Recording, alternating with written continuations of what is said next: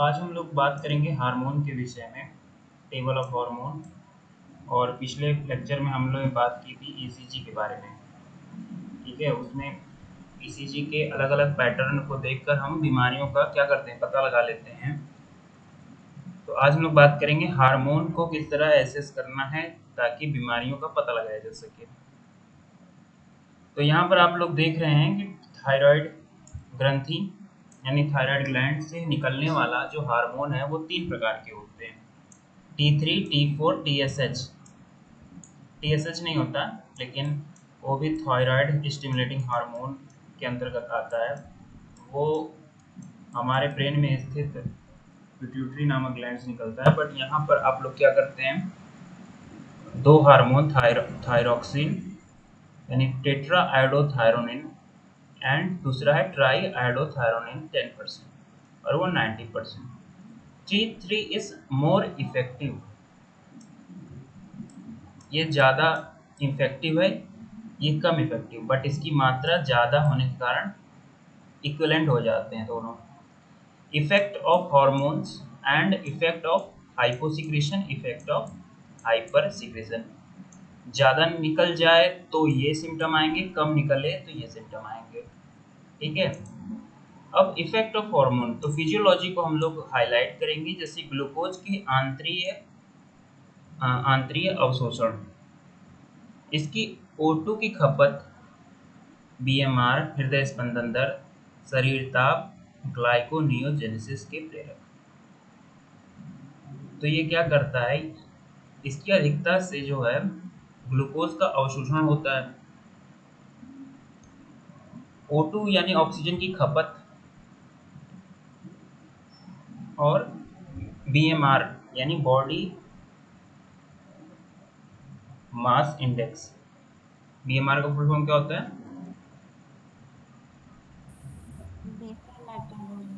क्या होता है बीएमआर का फुल फॉर्म, आप लोग बताइए।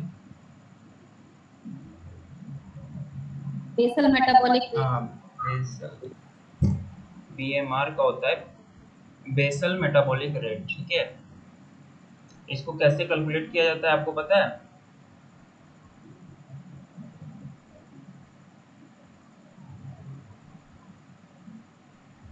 ये बीएमआर जो है एक अमाउंट ऑफ एनर्जी है, आपकी बॉडी को चाहिए होती है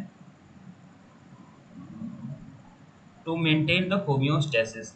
होम्योस्टेसिस मेंटेन करने के लिए जो आपको जो आपको बेसल मेटाबॉलिक रेट, मतलब ये बेसिक मेटाबॉलिक रेट है, इसी रफ्तार से आपको ऑक्सीजन और ईंधन को जलाना होता है। आगे बढ़ते हैं हम लोग, हृदय स्पंदन दर, शरीर ताप और ग्लाइकोनियोजेनेसिस के प्रेरक हैं। तो मैं आपसे पूछना चाहता हूँ, ये ग्लाइकोनियोजेनेसिस क्या होता है?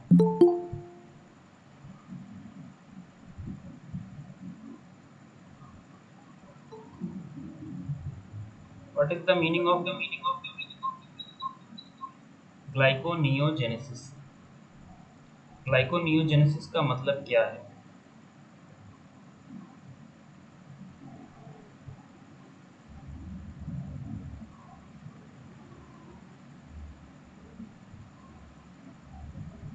ग्लूकोज का फॉर्मेशन विदाउट शुगर।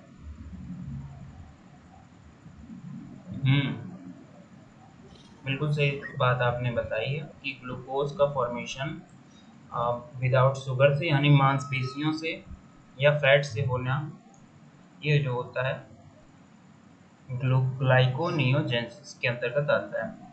अब इसके रोगों के बारे में बात हम लोग करेंगे। इसके रोगों के बारे में यानी हाइपोसिक्रेशन, हाइपो यानी कम हो रहा है तो बच्चों में क्रिटिनिज्म हो जाएगा, वयस्कों में मिक्सेडेमा हो जाएगा। क्रिटिनिज्म बच्चों में, मिक्सेडेमा बड़ों में। और एक सिंपल गोइटर आती है, गलगंड एकह, गलगंड की समस्या हो जाती है। एंटीबॉडीज द्वारा ग्रंथि का विनाश हो जाना, इस बीमारी को कहते हैं होशिमोटो डिजीज। ठीक है, कई बार आपसे क्वेश्चन पूछा गया है कि होशिमोटो डिजीज किस प्रकार की व्याधि है। तो आपको क्या करना है, ये ऑटो इम्यून डिसऑर्डर है। ऑटो इम्यूनिटी एंटीबॉडीज द्वारा ग्रंथियों का विनाश हो रहा है। होशिमोटो डिजीज।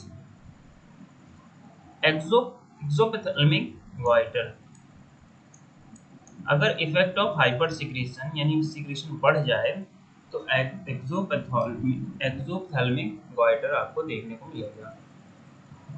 एक्सोप्थेल्मिक गॉइटर क्या होता है, आपको कोई सिम्टम याद है?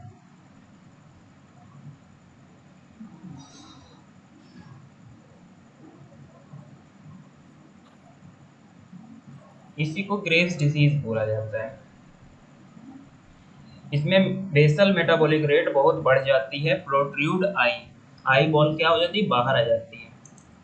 आई बॉल बाहर आ जाना, Graves disease. Weight loss, over secretion of thyroid hormone. इसीलिए हम जांच कराते हैं T4, T3 एंड TSH का पता लगा लेते हैं, तो हमें ये सारी चीज़ें देखने को मिल जाती है। जैसे किसी का हृदय स्पंदन बढ़ गया है ना, तो भी आप थायराइड की जांच करवा सकते हैं, या उसका वेट लॉस हो रहा है या गेन हो रहा है तो भी आप करा सकते हैं। ठीक है, आगे बढ़ते हैं हम लोग। थायरोकैल्सिटोनिन, ये एक हार्मोन है। ये ECF यानी एक्स्ट्रा सेलुलर फ्लूइड में कैल्शियम की मात्रा को घटाने का काम करता है। ECF में यानी हमारी दो चीज़ें होती हैं। जैसे मान लीजिए एक सेल है, सेल के अंदर जो लिक्विड होता है वो इंट्रासेलुलर होता है, यानी ICF इंट्रासेलुलर फ्लूइड। और जो ये इंट्रासेलुलर फ्लूइड अंदर होगा और एक्स्ट्रा सेलुलर फ्लूइड बाहर होता है। एक्स्ट्रा सेलुलर फ्लूइड बाहर रहता है। तो कैल्शियम के आयन को बाहर मेंटेन करना यानी की मात्रा को घटाना, ये इसका थायरोकैल्सिटोनिन का मेन काम है। अगर ये मान लीजिए बढ़ गया तो ECF में कैल्शियम की मात्रा घटेगी कि बढ़ेगी? बढ़ेगी। अगर ये ज्यादा हो गया, अगर थायरोकैल्सिटोनिन ज्यादा हो गया तो इसकी मात्रा ECF में कम हो जाएगी ना, बढ़ेगी कैसे आप बोल रहे हैं?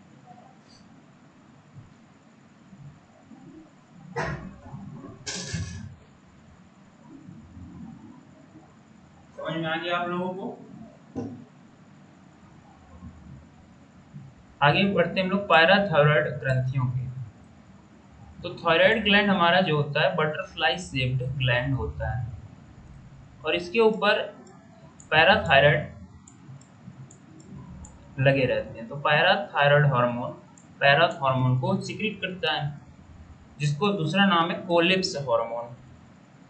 इसका काम क्या है कि ECF में कैल्शियम एवं फॉस्फेट आयनों की संख्या का नियंत्रण करके होम्योस्टेसिस। इसका मेन काम क्या है? पेशी संकुचन, प्रेरणा संवहन, रक्त स्कंदन, अस्थि निर्माण में महत्वपूर्ण रोल प्ले करता है। ठीक है, अभी आप देखेंगे कि पैराथ हार्मोन हड्डियों के बनने में और उसके गलने में बहुत ही ज्यादा महत्वपूर्ण होता है। तो अगर पैराथायरॉयड हार्मोन की मात्रा बढ़ जाती है, when it is increases, then the symptom is osteoporosis, यानी ये हड्डी को क्या कर रहा है? गलाने का काम करता है। ठीक है, ऑस्टियोपोरोसिस हो जाएगी, पेशियां क्षीण होने लगेंगी, बहुमूत्रण होगा, प्यास लगेगी, सिर दर्द, भूख कम, वृक्क में पथरी की समस्याएं। अब हड्डियों से कैल्शियम को हटाकर अगर आप पेशाब के रास्ते निकालोगे तो जाहिर सी बात है वहाँ पथरी होने की संभावना बढ़ जाती है। तो अगर किसी पेशेंट को बार बार पथरी आ रही है तो आप उसको पैराथायरॉयड हार्मोन की जांच कराने के लिए पैराथायरॉयड यानी कोलिप्स हार्मोन की जांच कराने के लिए कह सकते हैं। और अगर मान लीजिए पैराथायरॉयड हार्मोन कम हो जाता है बॉडी में, व्हेन इट इज डिक्रीज्ड, तो पेशियों और तंत्रिकाओं की में अनावश्यक उत्तेजना होने लगती है। मतलब कि ये जो पैराथॉर्मोन है ये बहुत ही ज़्यादा इम्पोर्टेंट रोल प्ले करता है कैल्शियम मेटाबॉलिज्म में। अगर ये ज़्यादा हो जाए तो हड्डियों से कैल्शियम को खींचकर वो रक्त में ले आता है। अगर वो कम हो जाए तो हड्डियों का निर्माण करने लगता है, कैल्शियम की मात्रा घटा देता है मांसपेशियों में। और अगर मांसपेशियों में कैल्शियम की मात्रा घट गई ना, तब आपको मांसपेशियों से उत्तेजना ज़्यादा देखने को मिलती है, जिसका सिम्टम आता है टेटेनी। ये देखिए टिटनेस, टेटेनी आपका होने लगेगा। यही क्वेश्चन आता है कि पैराथॉर्मोन की कमी में टेटेनी दिखता है या पैराथॉर्मोन के अधिकतर में दिखता है, अधिकतम मात्रा में दिखता है। तो लोअर यानी जब उसकी मात्रा घटती है तो टेटेनी देखने को मिलता है। आगे बढ़ते हैं हम लोग। ये बात समझ में आ गई होगी आप लोगों को, ये दोनों ही कार्य करता है, होम्योस्टेसिस मेंटेन करता है, कैल्शियम और फॉस्फेट आयनों के नियंत्रण का काम करता है। अधिवृक्क ग्रंथियां, अधिवृक्क मतलब क्या हुआ? Adrenal gland, suprarenal gland, suprarenal gland में मेडुला। तो ये सारे जो हार्मोन है, एड्रिनलिन यहाँ से निकलता है। देखिए एड्रिनलिन को ही एपिनेफ्रिन कहा जाता है। ये एक हार्मोन है एपिनेफ्रिन, और नॉर एड्रिनलिन को नॉर एपिनेफ्रिन कहा जाता है। ठीक है, ये कहाँ से होते हैं? मेडुला से सिक्रेट होते हैं। जब आप सुप्रारीनल ग्लैंड में देखेंगे तो उसके दो पार्ट होते हैं, मेडुला एंड कॉर्टेक्स। अब जब उसको खोलेंगे तो वो ट्रायंगुलर शेप में आती है, और उसके अंदर का जो एरिया रहता है वो कॉर्टेक्स कहलाता है। बाहर का एरिया जो रहता है, लाइन इसमें रहती हैं, इसको बोलते हैं, क्या बोलते हैं इसको? मेडुला बोलते हैं। ये एड्रिनल सुप्रारीनल ग्लैंड के बारे में हम लोग बात कर रहे हैं। ये दो पार्ट से मिलकर कॉर्टेक्स एंड मेडुला। अब मेडुला के कार्यों के बारे में यदि हम बात करें तो एड्रिनलिन एंड नॉर एड्रिनलिन निकलता है। In emergency it helps to increase BP and pulse, makes ready to for flight and fight. तो आपसे पूछा जाता है कि फाइट और फ्लाइट रिस्पॉन्स में कौन सा हार्मोन जिम्मेदार है? तो आप कहेंगे एड्रेनलिन, नॉर एड्रेनलिन, दोनों। ये जो है दोनों हार्मोन एक ही तरह के कार्य करते हैं। ठीक है, इमरजेंसी और सिचुएशन में अगर जैसे मान लीजिए आपके पीछे कोई डॉग पड़ जाता है या कोई चोर आपके पीछे पड़ जाता है, ठीक है, आपके पीछे क्या पड़ गया? चोर पड़ गया, कुत्ते पड़ गए, तो वो क्या करते हैं? इमरजेंसी रिस्पॉन्स देता है और हमारा बीपी एंड पल्स इंक्रीज हो जाती है, और हम वहां से या तो भाग जाते हैं या तो हम उससे लड़ाई करते हैं। फ्लाइट एंड फाइट, या तो भागो या तो लड़ो। तो दोनों ही रिस्पॉन्स ज़्यादा जरूरी होते हैं जीने के लिए। अब अगर इनकी मात्रा कम हो जाती है तो आपकी बीपी हो जाएगी कम, हाइपोटेंशन। अगर इनकी मात्रा ज़्यादा बढ़ जाती है तो हाइपरटेंशन में आप हमेशा रहते हैं। Hypertension and hypotension adrenaline hormone से बहुत अधिक कोरिलेट करती है। ठीक है, इमरजेंसी में यदि किसी की बीपी पल्स बहुत कम हो रही हो तो आप उसको एड्रेनलिन के डोज दे देते हो तो वो भी बच जाता है। जैसे मान लीजिए ये जो एड्रेनलिन है ना, ये हमारा हार्मोन भी है और एक प्रकार की इमरजेंसी मेडिसिन भी है। इसका इस्तेमाल हमारे आर्मी जो होते हैं, हर देश की आर्मी के लोग करते हैं।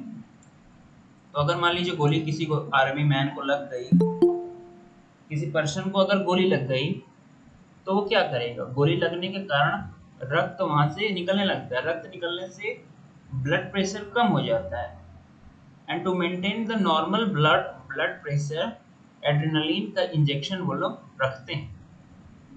तो तो आर्मी मैन भी एड्रेनलिन का इंजेक्शन रखते हैं। अब हम लोग बात करते हैं कॉर्टेक्स से एक हार्मोन निकलता है जिसका नाम है एल्डोस्टेरॉन। ये एक प्रकार का मिनरलोकॉर्टिकॉइड है, ठीक है, मिनरलोकॉर्टिकॉइड।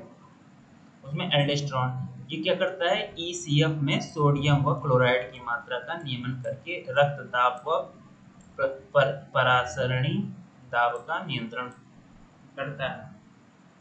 तो एल्डोस्टेरॉन जैसा कि नाम से ही क्लियर है कि एक मिनरलोकॉर्टिकॉइड है। ये सोडियम एंड क्लोराइड पर अपना कार्य करता है। इसकी मात्रा अगर कम हो जाती है तो यहाँ पर आपको देख लीजिए एक बहुत इंपॉर्टेंट डिजीज देखने को मिल रही है, इसका नाम है एडिसन्स डिजीज। सोडियम व जल के अधिक उत्सर्जन से शरीर का निर्जलीकरण हो जाता है। एडिसन्स डिजीज में यानी अगर आपकी मात्रा एल्डोस्टेरोन की घट जाए तो एडिसन डिजीज हो जाएगा। इसमें निर्जलीकरण के यानी आपके अंदर पानी की कमी वाले सिम्टम देखने को मिलेंगे। सोडियम व जल आपका बाहर चला गया, तो इसमें सोल्यूशन आप कौन सा देंगे? अगर आप इमरजेंसी मेडिसिन में आप कार्यरत हैं मेडिकल ऑफिसर के तौर पर, तो इस बीमारी में आप कौन सी दवा प्रिस्क्राइब करेंगे या फिर सोल्यूशन कौन सा देंगे? इसमें आप नॉर्मल सलाइन देंगे 0.9%, ठीक है। इसमें बोतलें चढ़ेंगी सोडियम और क्लोराइड की। अब मान लीजिए कि किसी का हाइपर सिक्रेशन ऑफ एल्डोस्टेरॉन हो रहा है, तो इसमें हाइपर ग्लाइसीमिया होगा, हाइपर ग्लाइसीमिया देखने को मिलेगा। जैसा कि इसमें पानी निकल जा रहा था, इसमें पानी इकट्ठा होने लगेगा। इडेमा, इसको बोलते हैं कसिंग्स डिजीज। ऑस्टियोपोरोसिस भी देखने को मिलेगी आपको एल्डोस्टेरॉन में, ठीक है। एल्डोस्टेरॉन में ऑस्टियोपोरोसिस भी देखने को मिलेगी।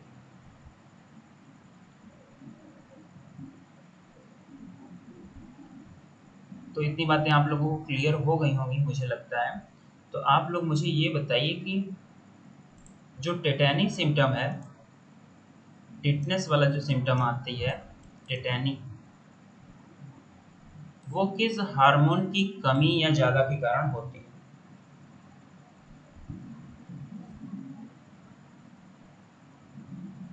पैराथॉर्मोन। हार्मोन की हाइपोसेक्रेशन से। पैराथायरॉयड हार्मोन के हाइपोसेक्रेशन। हाइपोसिक्रेशन, बिल्कुल सही जवाब है। मैकेनिज्म क्या है इसका?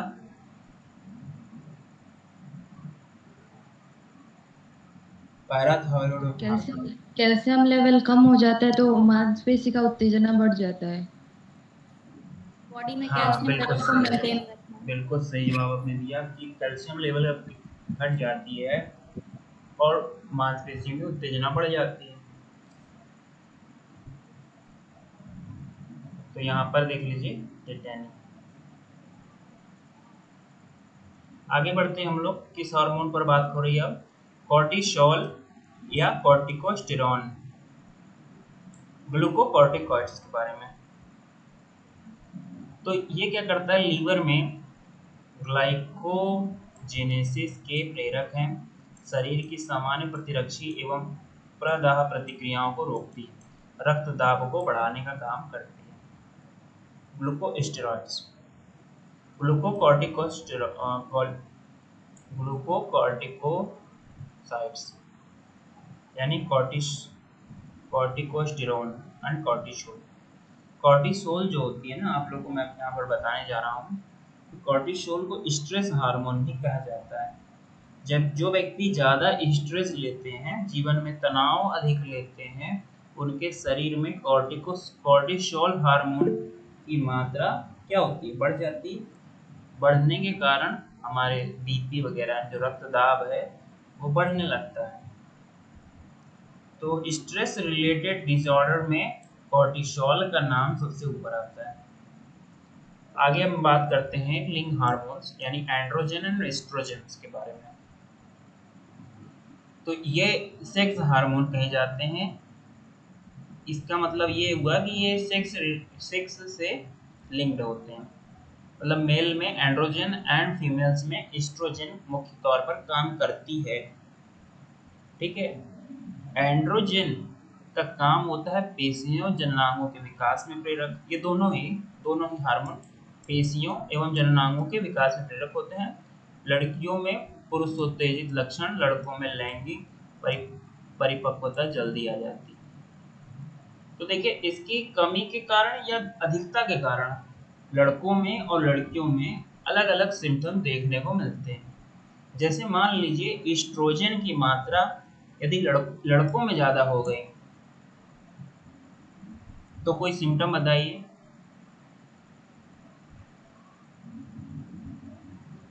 लड़कों में यदि ईस्ट्रोजन की मात्रा बढ़ जाती है तो उससे गायनेकोमेस्टिया वगैरह देखने को मिलने लगता है। Gynaecomastia, increase in the size of the breast tissue in males में ब्रेस्ट टिश्यू का बन जाना ईस्ट्रोजन की अधिकता के कारण से होता है। अगर मान लीजिए लड़कियों में एंड्रोजन की मात्रा बढ़ जाए, तो क्या आएगी दिक्कतें?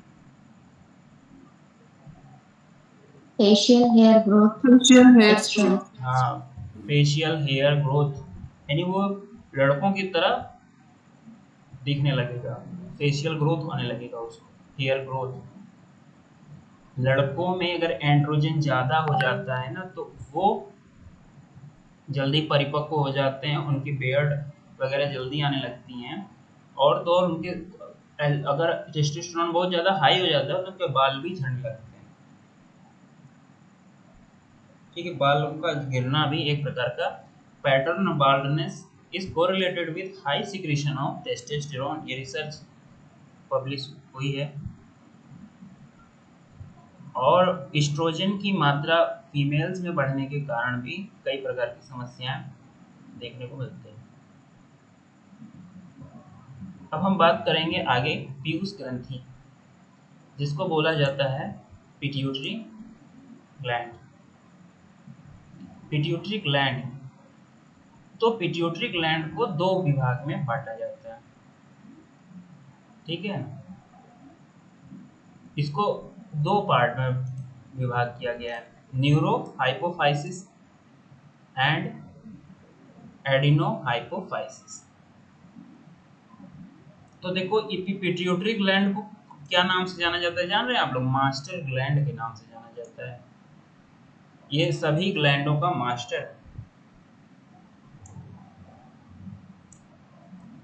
तो ये adeno hypophysis and neuro hypophysis से मिलकर बना होता है।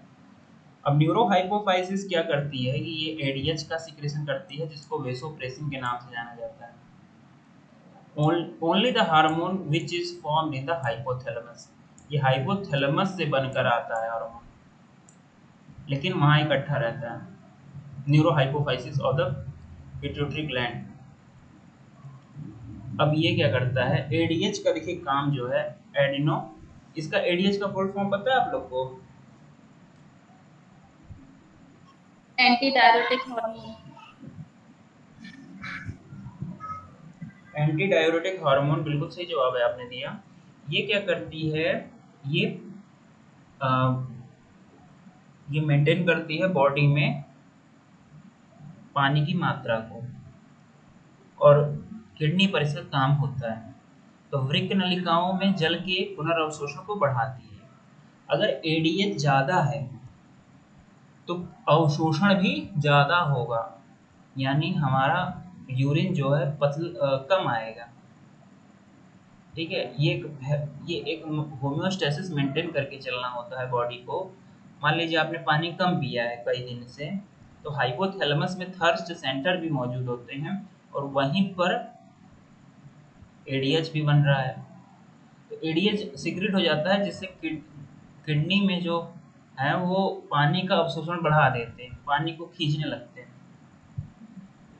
एडीएच बढ़ा, पानी अवशोषण होने लगा और हमारा पेशाब में पीलापन अधिक होता है, क्योंकि कंसंट्रेटेड आती है।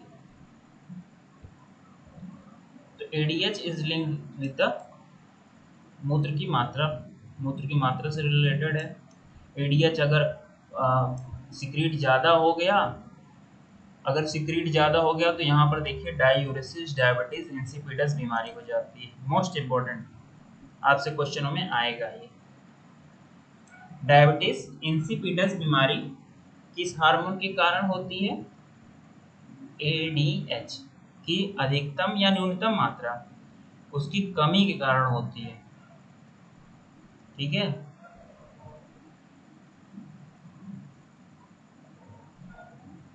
और अगर एडीएच ज्यादा हो जाए तो मूत्र गाढ़ा हो जाएगा और रक्त तनु हो जाएगा।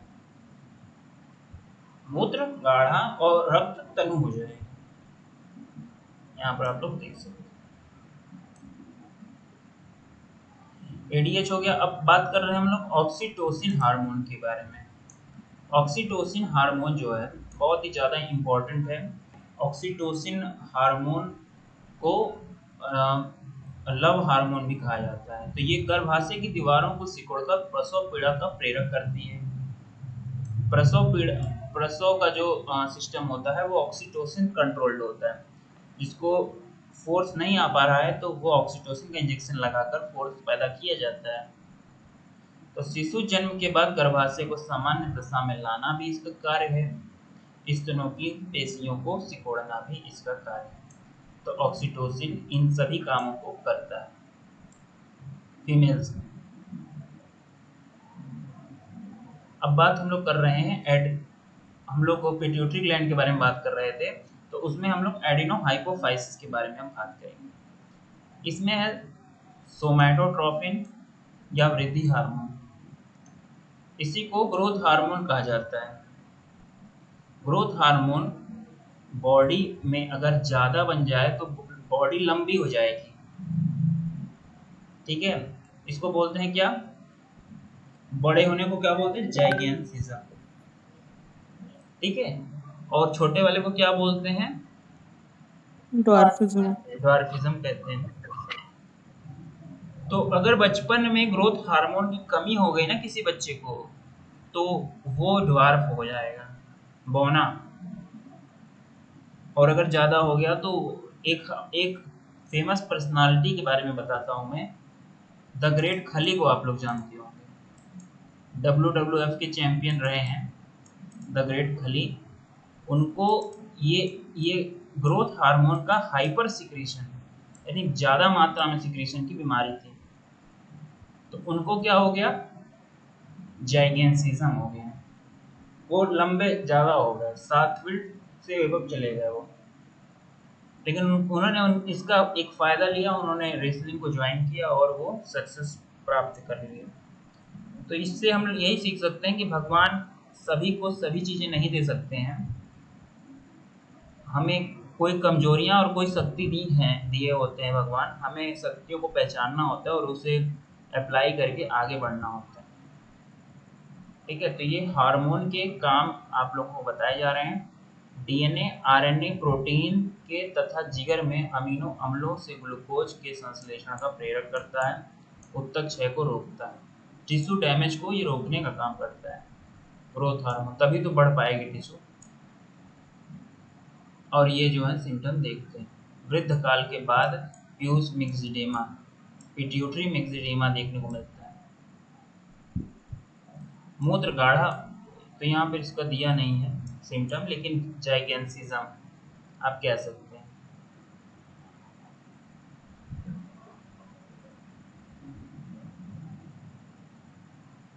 आगे देखिए, प्रोलैक्टिन हार्मोन। प्रोलैक्टिन या PRL, ये LTH या MTH प्रोलैक्टिन हार्मोन है। ये वृद्धि करती है गर्भकाल में, स्तनों की वृद्धि, दूध के श्रवणों का प्रयोग। तो ये हमारे सिस्टम में एक सॉफ्टवेयर अपडेटेड है कि जब भी कोई गर्भिणी बच्चे को जन्म दे देती है तो उसके बाद उसके स्तनों में दुग्ध आने लगता है। उससे पहले नहीं आता, मतलब पैदाइशी के पहले नहीं आएगा, पैदा होने के उपरांत ही आएगा। तो ये सिस्टम जो है हमारे किस हार्मोन के द्वारा कंट्रोल होते हैं? प्रोलैक्टिन के द्वारा हार्मोन। दूध के स्रावण का प्रेरक होता है। अब बात करते हैं हम लोग एफएसएच के बारे में। तो ये क्या है? Follicular stimulating hormone. तो ये एफएसएच, एलएच, ये जो है क्या करते हैं? जननों के विकास एवं युग्मक जनन का प्रेरक गैनोट्रोपिन हार्मोन है ये एफएसएच। एफएसएच जो है फॉलिकुलर स्टिमुलेटिंग हार्मोन है, ओवरी एंड टेस्टिस पर जाकर काम करता है। एलएच, तो ये जननों द्वारा लिंग हार्मोन के स्रावण का प्रेरक, स्त्रियों में अंड निर्माण व अंड उत्सर्ग। Luteinizing hormone is very crucial for LH surge is very crucial for which process? Ovulation. Ovulation के लिए बहुत ही ज़्यादा महत्वपूर्ण होता है LH सर्ज। 14वें दिन पे आप देखेंगे peak in the LH hormone that leads to the ovulation from the ovaries। 14वें दिन होता है ये। अंडोत्सर्ग लिखा हुआ है हिंदी में। ACTH adrenocorticotropic hormone adrenal cortex का प्रेरक है ये। एड्रिनल कॉर्टेक्स का प्रेरक। तो ये आप मुझे बता सकते हैं एड्रिनल कॉर्टेक्स कौन सा हार्मोन पैदा करता है? Adrenaline, non adrenaline. कॉर्टेक्स और देखो कॉर्टेक्स, ये जो कॉर्टेक्स है एल्डोस्टेरॉन को पैदा करता है, और जो मेडुला रीजन था वो एड्रेनालिन और एड्रेनालिन को, बिल्कुल भूलने की बात नहीं है।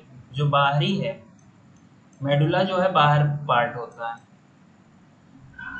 तो जो बाहरी होते हैं, जो बॉर्डर पे होते हैं, वही तो झगड़े करते हैं। याद रखिएगा एड्रेनालिन इनको ज़्यादा जरूरी है कि नहीं।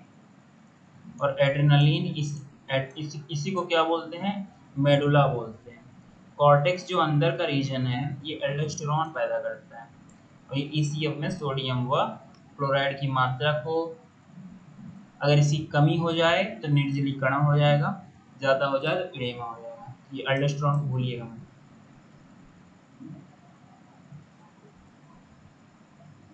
TSH is thyroid stimulating hormone। Thyroid ग्रंथि का ये क्या करता है? प्रेरण करता है, थायराइड हार्मोन को बढ़ाता है। ये बताओ टेट्रा आयोडोथायरोनिन कितनी मात्रा में मौजूद होता है? मतलब 90%। हाँ 90%। और T3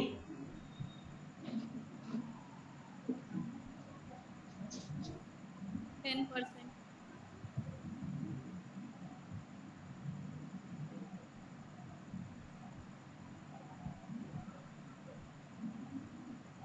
बताइए 10% है। तो ये मुझे बताइए कौन सा ज़्यादा इम्पोर्टेंट है? T3 मतलब ज़्यादा एक्टिव कौन सा होता है?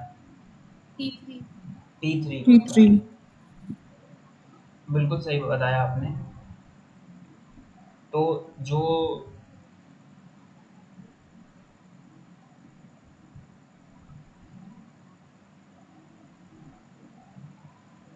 T3 होती है ना वो कम होती है बट ये ज़्यादा एक्टिव होती है। T4 ज़्यादा होता है बट कम एक्टिव होता है।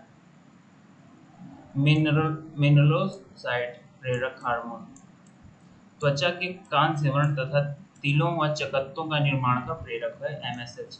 Melanocyte stimulating hormone. तो जो कालापन आ जाता है बॉडी में, झाइयाँ पड़ जाती हैं, या तिल का फॉर्मेशन है, या फिर जो मेलानोसाइट स्टिमुलेटिंग हार्मोन है ये कार्य करता है। ये जो साउथ इंडिया या फिर साउथ अफ्रीका के लोग हैं, अफ्रीकन लोग काले क्यों होते हैं? तो उनके अंदर यही हार्मोन अधिक रहता है, मेलानोसाइट स्टिमुलेटिंग हार्मोन। कालापन शरीर में आ जाता है। थाइमस ग्रंथि। अब बात हम लोग कर रहे हैं थाइमस ग्रंथि। थाइमस ग्रंथि जो प्रकार है ना लिम्फोसाइट का उत्पादक करके, ये हमारा जो है थाइमोसिन नाम का हार्मोन पैदा करता है। ये हमारा कुछ मतलब जवानी से पहले ही ये खत्म हो जाता है, ये ग्लैंड ही समाप्त हो जाता है। ये प्रतिरक्षा तंत्र के लिए बनाया गया सिस्टम है, क्योंकि जब बच्चा कोई पैदा होता है तो वो सभी बैक्टीरिया वायरस से लड़ नहीं सकता। कुछ समय उसको लड़ना होता है, तो उसके लिए थाइमस ग्रंथि बहुत ही ज़्यादा महत्वपूर्ण है।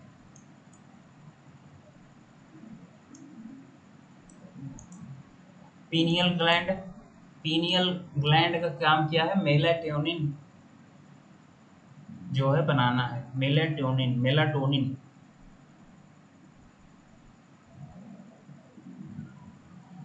तो मेलाटोनिन का काम, कुछ लोग कहते हैं कि ये नींद पैदा करने का काम करता है, लेकिन यहाँ पर क्या लिखा हुआ है? मानव में संभवतः जननांगों के विकास में विलंब प्रेरित करता है।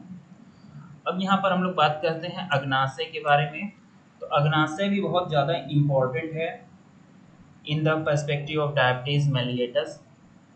डायबिटीज इंसिपिडस किस हार्मोन की क्या होने से होता है? आप लोग बताओ एक बार। डायबिटीज में वैसोप्रेसिन की कमी से। वेसोप्रेसिन के कमी से। हाइपो हाँ, कंडीशन।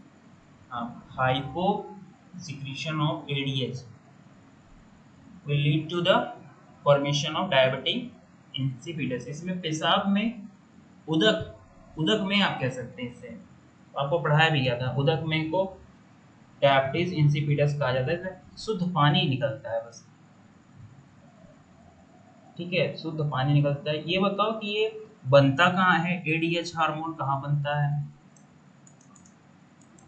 हाइपोथैलेमस। ग्लैंड के एडेनो हाइपोफाइसिस, कहाँ बनता है? पिट्यूटरी ग्लैंड में एडेनो हाइपोफाइसिस। हाइपोथैलेमस में बनता है, ठीक है। बताया था ना, थर्स्ट सेंटर एंड एडीएच दोनों परसेंट एक ही जगह होते हैं। हाइपोथैलेमस में बनता है, लेकिन वहाँ पर स्टोर रहता है, पिट्यूटरी ग्लैंड में स्टोर रहता है। न्यूरोहाइपोफाइसिस, उसको न्यूरोहाइपोफाइसिस क्यों बोला गया है? क्योंकि पिट्यूटरी का वो पार्ट जो न्यूरॉन से ज़्यादा नज़दीकियाँ में है, तो उसको न्यूरोहाइपोफाइसिस बोला जाता है। इंसुलिन, तो यहाँ पर हम लोग बोल रहे हैं कि अंतःस्रावी अंश लैंग्रेंज की दीपिकाएं। अंतःस्रावी जो है ये ग्रंथियां हैं, इंसुलिन पैदा करती है, ग्लूकागॉन पैदा करती है। अब इंसुलिन का कार्यों के बारे में तो किसी को बताने की आवश्यकता नहीं है। अगर हाइपरग्लाइसीमिया और हाइपोग्लाइसीमिया कंडीशन आप लोग बहुत अच्छे से जानते हैं। अगर मान लीजिए ये कम हो जाता है इंसुलिन, तो हाइपरग्लाइसीमिया, ग्लाइकोसूरिया यानी glucose in the urine and diabetes mellitus. शरीर कोशिकाओं में ग्लूकोज की खपत को बढ़ाकर शरीर में ये क्या करता है? मैं इंसुलिन के बारे में थोड़ी जानकारी आप लोग को देना चाहता हूँ। ये इसके जो इंसुलिन है, ये सेल के पास जाते ही इसके रिसेप्टर को पकड़ती है और यहाँ पर ग्लूकोज के जो चैनल्स हैं उसको खोल देती है। ग्लूकोज इसके अंदर जाने लगता है तुरंत, समझ रहे हैं? इसके सेल के अंदर भेज देती है, इसका खपत बढ़ जाता है। लेकिन जब इंसुलिन घट जाती है तब इसको रास्ता ग्लूकोज को मिलता ही नहीं है। ये लॉक एंड की हाइपोथेसिस के अंतर्गत पढ़ाया जाता है, ठीक है। और अगर मान लीजिए आपके पास इंसुलिन कम मात्रा में आ रही है, तो what will be your prescription for the patient? Patient को आप क्या बोलेंगे? और कोई दवा नहीं देना है, इंसुलिन भी नहीं देना है, ना दवा देनी है। आप कोई विहार बताइए जिससे ये रिसेप्टर खुल जाते हैं ऑटोमेटिक। शतपावली, वो 100 कदम चलने के लिए बोला है। हाँ, बिल्कुल सही आपने बताया। चरक ने टहलने के लिए बताया है। और जो रोगी टहल नहीं सकते, उन्हें भी टहल नहीं सकते, उनको तरह तरह की एक्सरसाइजेस करना या स्विमिंग करना चाहिए। इससे क्या होता है कि मांसपेशियां जब टहलती हैं तो वो ऑटोमेटिक वो डिमांड करती हैं ग्लूकोज की, खुल जाते हैं channel automatic when they are demand, तो वो चैनल खुल जाते हैं।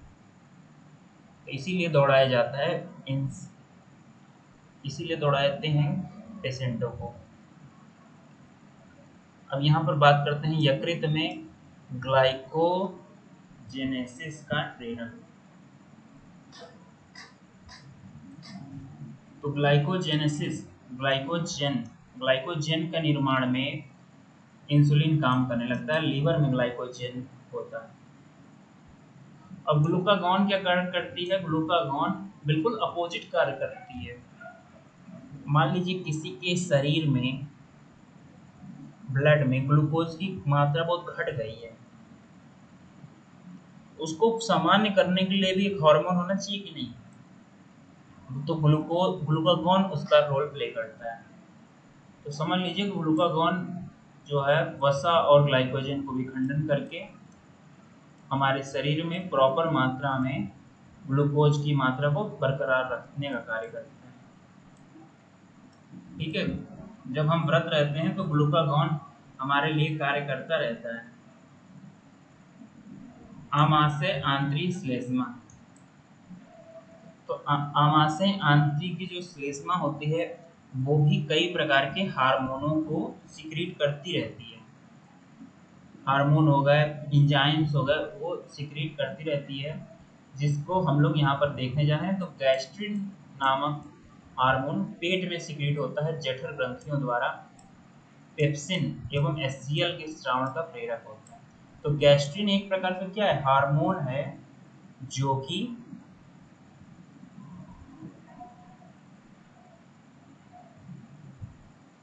गैस्ट्रिन एक हार्मोन है जो कि पेप्सिन और एचसीएल को सिक्रीट करने में मदद करता है। अब बात करते हैं हम लोग सिक्रेटिन का। अग्नाशय एवं यकृत द्वारा जल और बाइकार्बोनेट का तथा जठर ग्रंथियों द्वारा पेप्सिन के स्रावण का प्रेरक होता है, लेकिन एचसीएल के स्रावण का अवरोधक होता है। इससे एचसीएल घटती है, बाकी चीजें बढ़ती है। सिक्रेटिन, ये सिक्रेटिन जो है HCO3 का भी मेटाबॉलिज्म कंट्रोल करता है, बाइकार्बोनेट आयंस को भी कंट्रोल करता है। ठीक है, बाइकार्बोनेट आयन को भी कंट्रोल कर ही रहता है, वरना हमारे शरीर का जो बफर सिस्टम ही बिगड़ जाएगा। बफर को मेंटेन करता है सिक्रेटिन है ये। कोलेसिस्टिकाइनिन अग्नाशय को पाचक एंजाइमों के स्रावण एवं पित्ताशय की संकुचन हेतु प्रेरित करता है। तो कोलेसिस्टोकाइनिन ये जो है, इसका काम बहुत ही आसान है। ये पित्ताशय यानी गॉल ब्लैडर पर काम करता है। ये गॉल ब्लैडर पर काम करके उसको संकुचित करता है, ताकि गॉल ब्लैडर से पित्त बाहर आकर आ जाए सिस्टम में। अग्नाशय को पाचक एंजाइमों के स्रावण में काम करता है। त्वचा में भी कुछ हार्मोन्स निकलते हैं, जैसे कि विटामिन डी निकलता है। विटामिन डी ऑर्गेनोकैल्सिफेरॉल तथा कॉलिक कैल्सिफेरॉल से बनता है।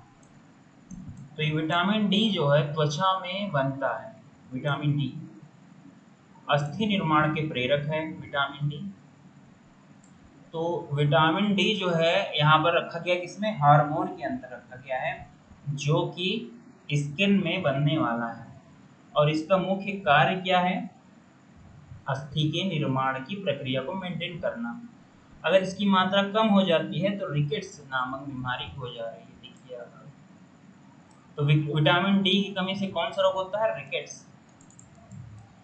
रिकेट्स होती है, ऑस्टियोपोरोसिस नहीं होती, रिकेट्स। वृक्क रोग,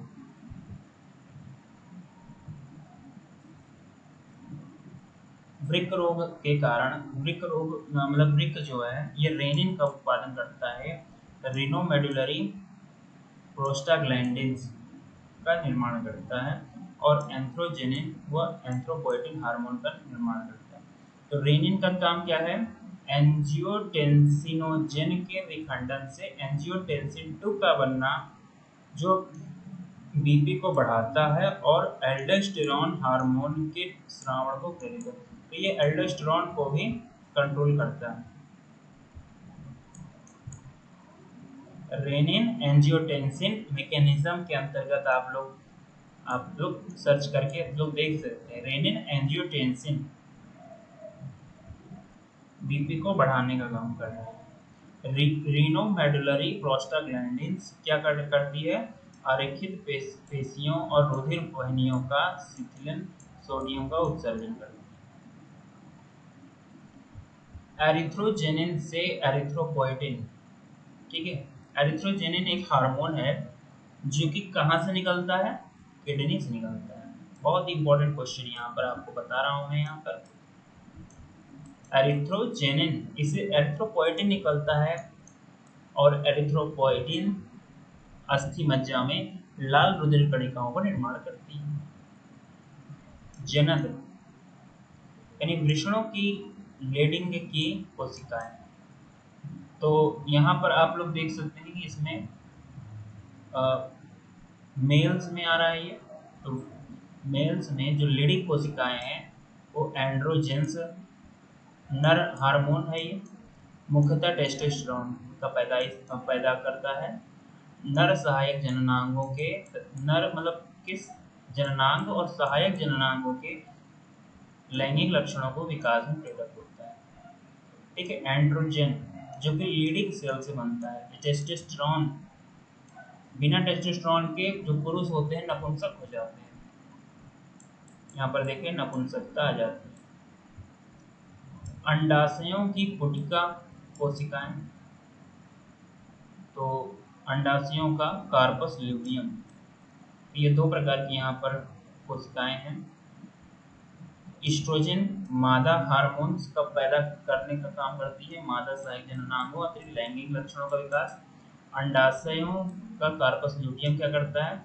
ये जो प्रोजेस्टेरॉन हार्मोन है ना, बहुत ही ज़्यादा इम्पोर्टेंट है।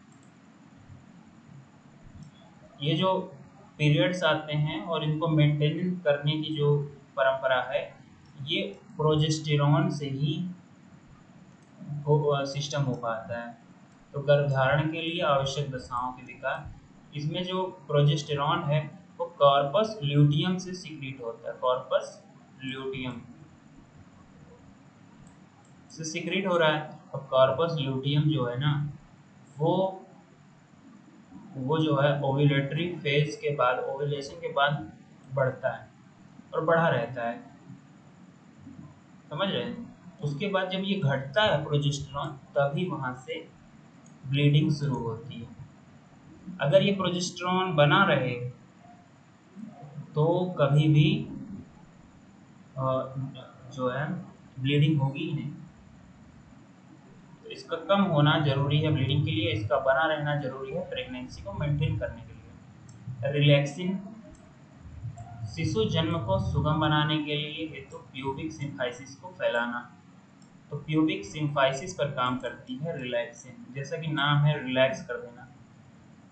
अपरा या आवल, आवल जो होता है यानी प्लेसेंटा से भी कुछ हार्मोन्स निकलते हैं जिनके नाम आप लोगों को यहाँ पर बताए जा रहे हैं। इस्ट्राडायोल, इस्ट्राडायोल यहाँ पर है।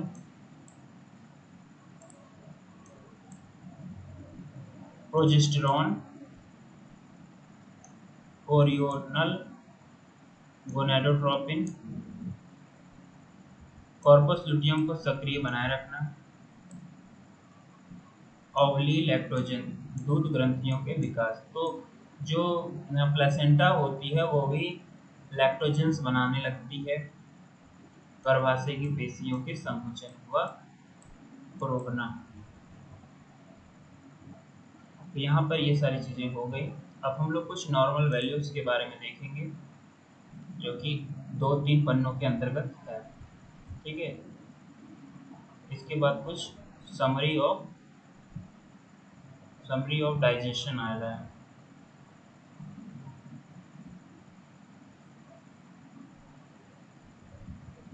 ठीक है, अभी हम लोग देख लेते हैं सारी चीज़ें। तो नॉर्मल वैल्यूज आप लोगों को पैथोलॉजिकल इन्वेस्टिगेशन में इंपॉर्टेंट रोल प्ले करती हैं।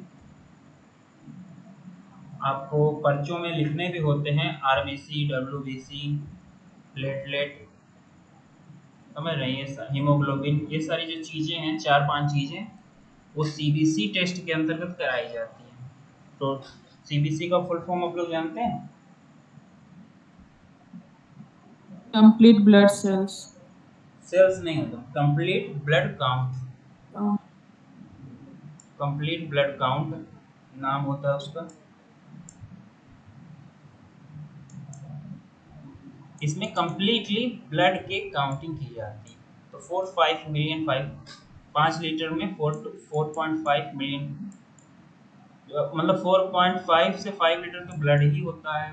उसका पीएच बताया गया है 7.3, स्पेसिफिक ग्रेविटी बताई गई है, मिल्क की अलग अलग सीएसएफ की ग्रेविटी बताई गई है। हाँ, हीमोग्लोबिन की मात्रा मेल्स में 13.5 से 17.5, फीमेल्स में 12 से 16, प्रेगनेंसी में 10.5, प्लेसेंटल ब्लड में 16.8 होती है। यहाँ पर आप लोग देख सकते हैं कि प्लेसेंटा के ब्लड में जो हीमोग्लोबिन है वो ज़्यादा है comparison to the females in the pregnancy mode. समझ रहे हैं? तो 16.8 है यहाँ, यहाँ इतना कम है। इसी पोटेंशियल डिफरेंस के कारण ऑक्सीजन जो है प्लेसेंटा की ओर आकर्षित ज़्यादा हो जाती है और बच्चे को ज़्यादा में पहुंचता है oxygen. ESR bye western green method, ESR जो है बढ़ा हुआ देखने को मिलता है in the case of infectious disease. तो मेल्स में 0.17, वो 1 से 25 फीमेल में। ब्लीडिंग टाइम, ये बीटीसीटी इंपॉर्टेंट होती है, bleeding times and clotting time. Bleeding time is the time required to for the stoppage of blood, and clotting time जो है ये क्लॉट फॉर्मेशन के लिए होता है। तो 3 से 5 minute bleeding time. Bleeding time के लिए हम लोग एक ग्राफ पेपर पे इस तरह से लगाते जाते हैं, तो वो टाइमिंग होती है। और क्लॉटिंग टाइम के लिए हम लोग एक ट्यूब में ब्लड को छोटे से ट्यूब में भरकर, समझ रहे हैं, छोटे से ट्यूब में भरकर इसका परीक्षण करते हैं। जैसे ही ब्लड इसमें जमने लगता है, इसको हम लोग तोड़ देते हैं और तोड़ने के बाद इसके अंदर एक धागे की platelet formation and clot formation को चेक इट आउट करते हैं। तो 5 से 8 मिनट के अंतर्गत होता है। प्रोथ्रोम्बिन टाइम इतना है। RBC count, male female, WBC, इसमें कोई दिक्कत की बात नहीं है, ये सब आप पढ़ते ही आ रहे हैं। Neutrophil, eosinophil, basophils, lymphocyte, eosinophil, blood sugar fasting, post prandial, plasma glucose.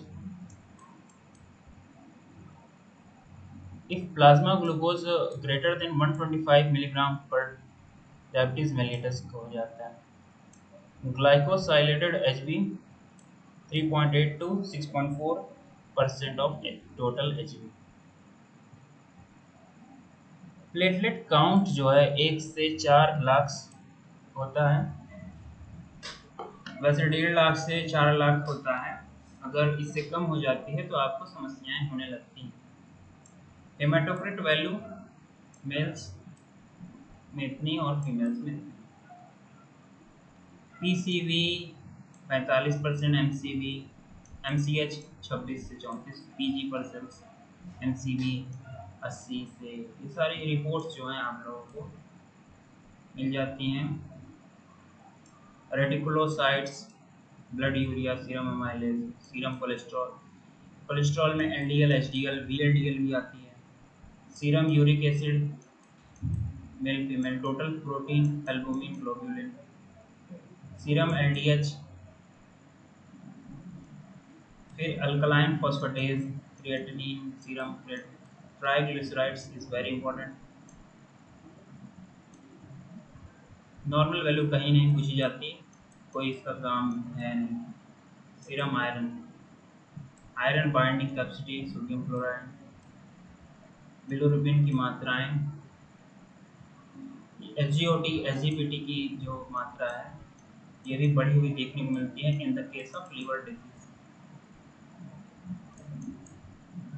Rheumatoid factors RA जब 30 से कम होता है तो रूमेटॉइड फैक्टर हो जाती है पॉजिटिव, 30 से कम होगा तो रूमेटॉइड पॉजिटिव हो जाएगा। ठीक है, T3 TSH का वैल्यू दे दिया। CSF का जांच देखिए, glucose, protein, albumin, total volume, red cells, leucocyte. तो red cells absent in the CSF में रेड सेल अब्सेंट होती हैं, याद रखना है।